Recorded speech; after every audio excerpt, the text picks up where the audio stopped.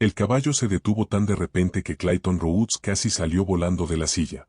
Un segundo avanzaban con paso firme a través del desierto ardiente. Al siguiente, Copperhead clavó los cascos en la arena y soltó un resoplido seco. Uno de esos que erizan la piel. No se asustó. No entró en pánico. Se quedó inmóvil, mirando al frente.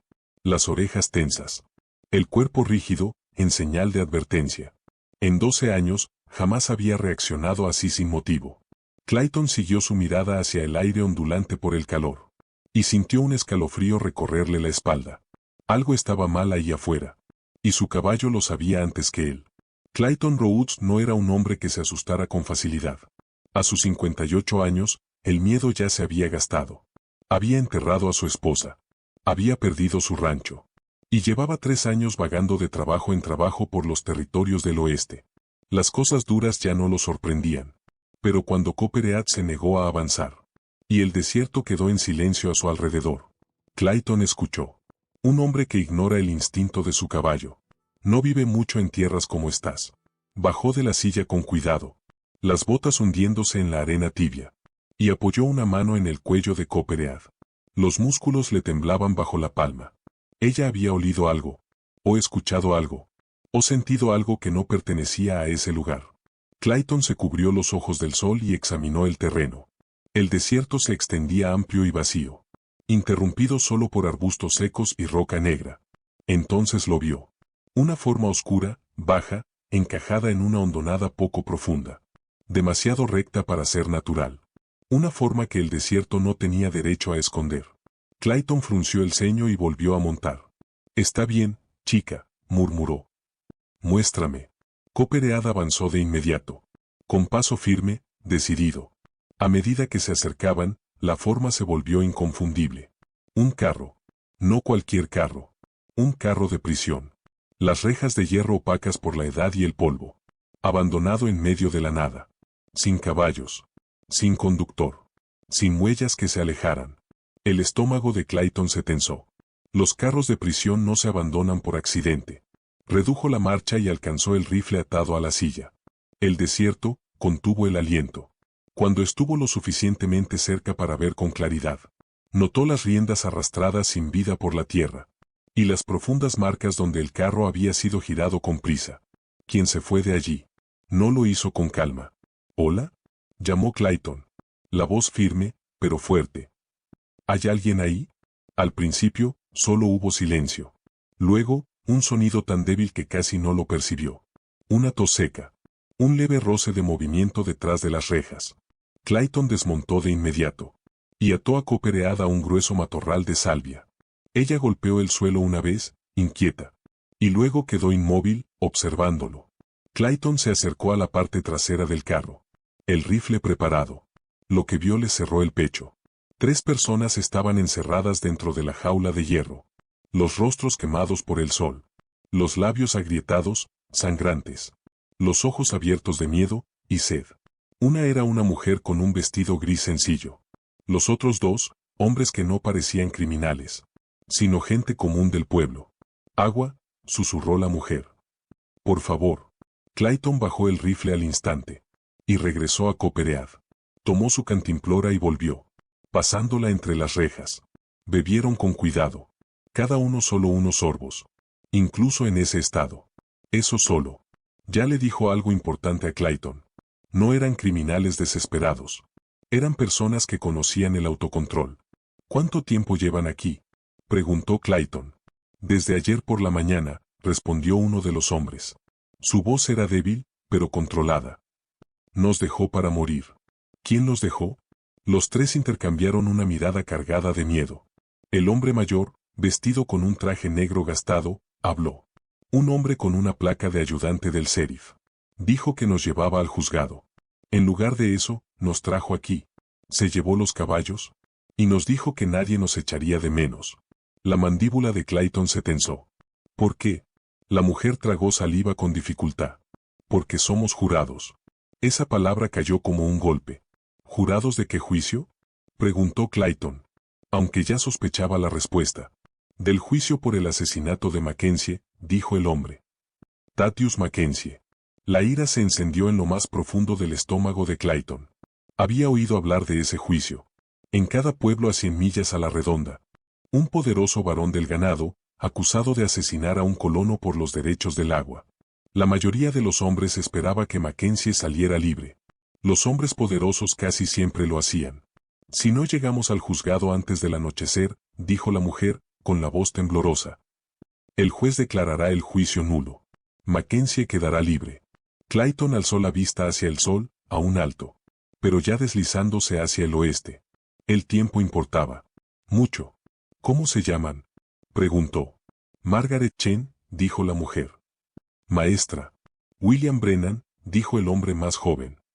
Comerciante de abarrotes. Reverendo Thomas Ashford, dijo el hombre de negro.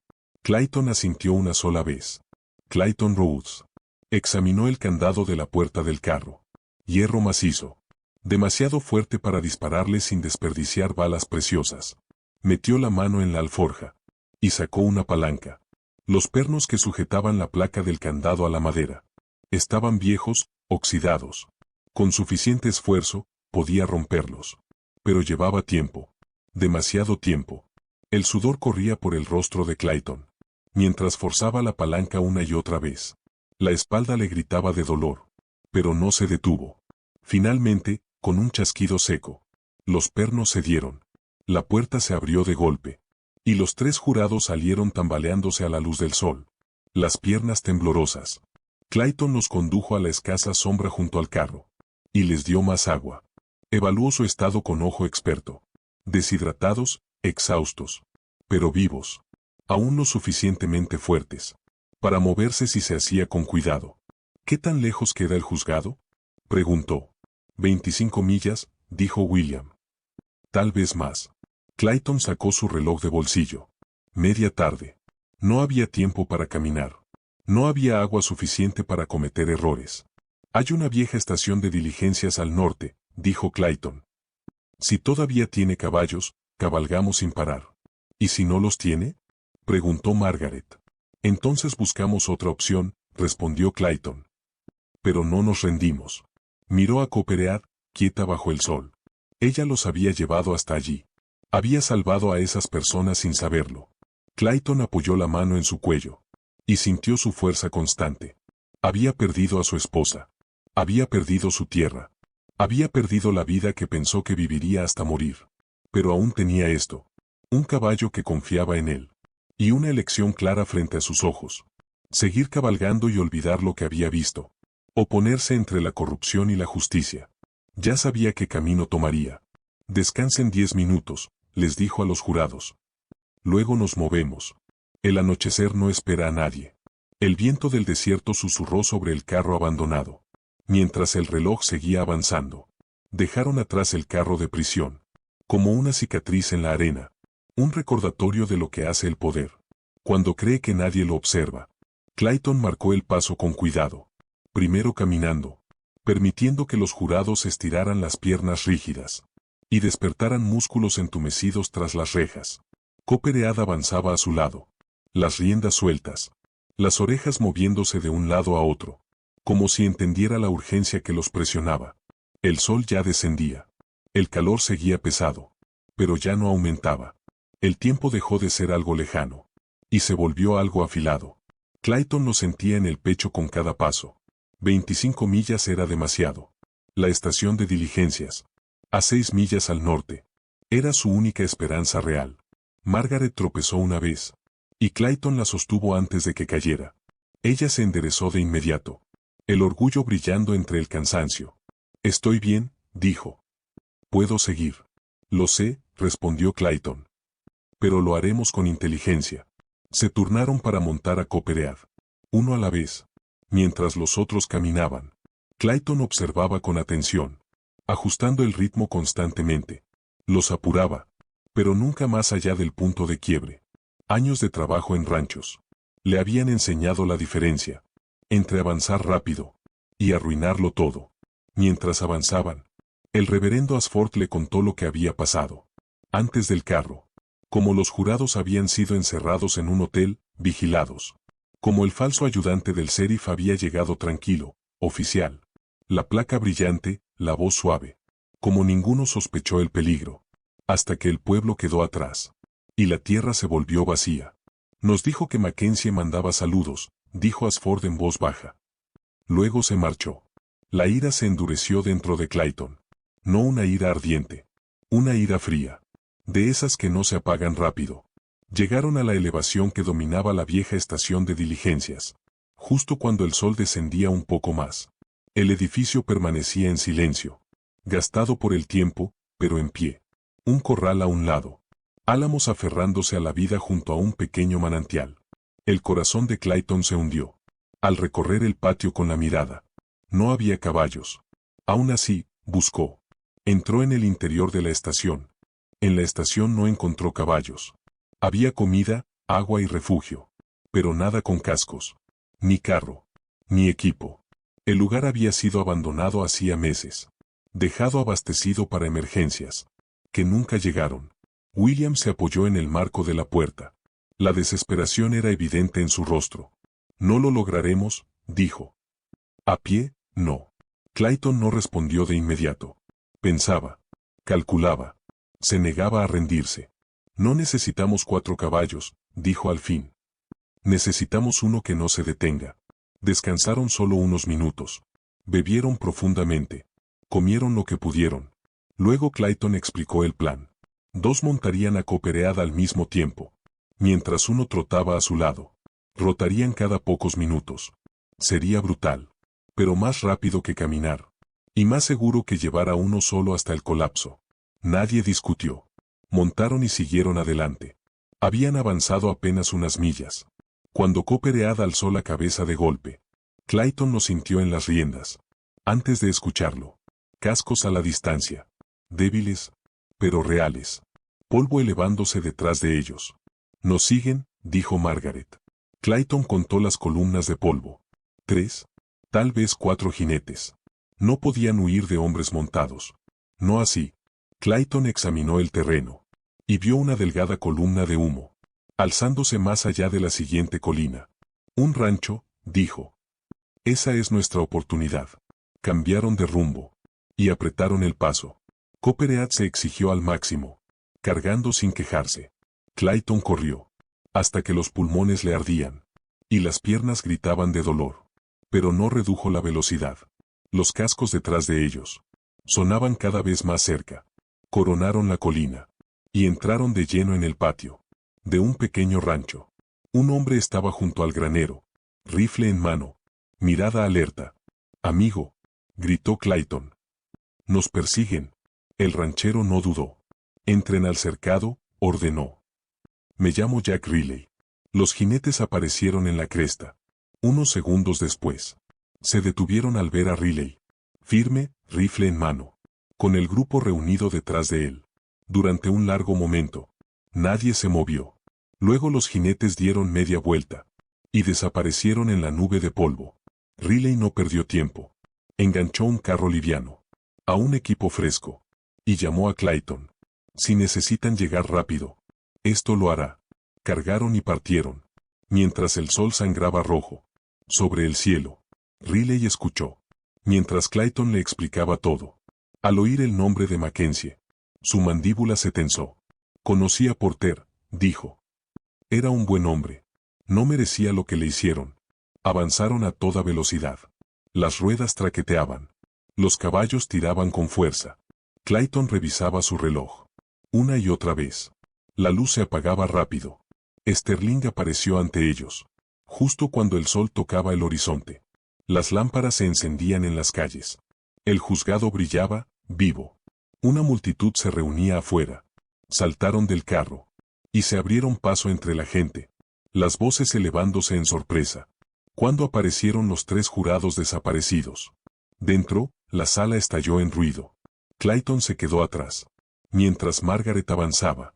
Y decía la verdad. El juez escuchó. Apareció otro juez. Se citaron leyes. Se discutieron procedimientos. Entonces, el jurado fue restituido. Clayton observó. Como el rostro de Mackenzie cambiaba. Cuando el control se le escapaba. La ira deformó sus facciones. Los ojos ardían. Con promesa y amenaza. El jurado se retiró. El tiempo volvió a ralentizarse. La espera presionaba. más que la cabalgata. Rebecca Porter se acercó a Clayton, los ojos llenos de dolor y de fuerza. Colocó un pequeño relicario en su mano. Dentro, los rostros de sus hijos. Por esto importa, dijo. Clayton asintió, incapaz de hablar. Cuando el jurado regresó, y el veredicto resonó, culpable. La sala se desbordó en sonido y movimiento. La justicia había hablado. Por una vez. El dinero no ganó. Pero Clayton no se relajó. Afuera, los hombres de Mackenzie se reunían en las sombras. Esa misma noche, intentaron acorralarlo en un callejón. El sheriff Morrison y sus ayudantes llegaron justo a tiempo. Armas desenfundadas. Amenazas al aire. Los hombres fueron arrestados. Pero el peligro no se fue con ellos. Horas después, Clayton se sentó en el borde de la cama del hotel, el cansancio cayendo por fin sobre él. Sabía que esto no había terminado de verdad. Los hombres poderosos no olvidan la humillación. Pero por ahora, el jurado estaba vivo.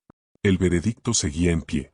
Y el desierto, antes silencioso y cruel, había entregado su secreto. Y lo había cambiado todo.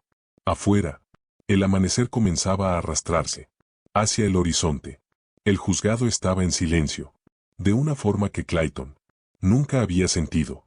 No un silencio vacío, sino un silencio pesado, cargado de respiraciones y de espera.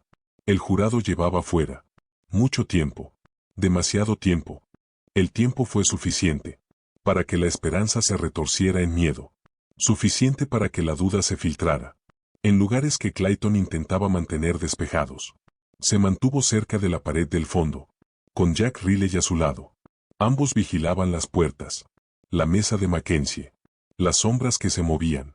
Cuando la gente creía que nadie miraba, la mano de Clayton descansaba cerca del revólver. No porque buscara problemas, sino porque sabía que los problemas rara vez piden permiso. Rebecca Porter estaba sentada en la primera fila, las manos apretadas con fuerza alrededor de su Biblia, los hombros rectos. Pero Clayton podía ver la tensión en su cuello, como el dolor y la esperanza tiraban de ella al mismo tiempo. Cuando ella miró hacia atrás, sus ojos buscaron el rostro de Clayton, como si él pudiera saber qué estaba ocurriendo tras esa puerta cerrada. Clayton deseó que así fuera. La puerta del jurado finalmente se abrió. El sonido recorrió la sala, como viento entre pasto seco. Todas las cabezas se giraron. Cada respiración se detuvo. Los jurados entraron despacio, los rostros marcados por el cansancio. Margaret Chen estaba pálida, pero firme. William Brennan caminaba rígido, la mirada al frente. El reverendo Ashford se movía, como un hombre que ya había hecho las paces con cualquier resultado. El juez Hammond se inclinó hacia adelante. ¿Ha llegado el jurado a un veredicto? William se puso de pie. Su voz no tembló. Sí.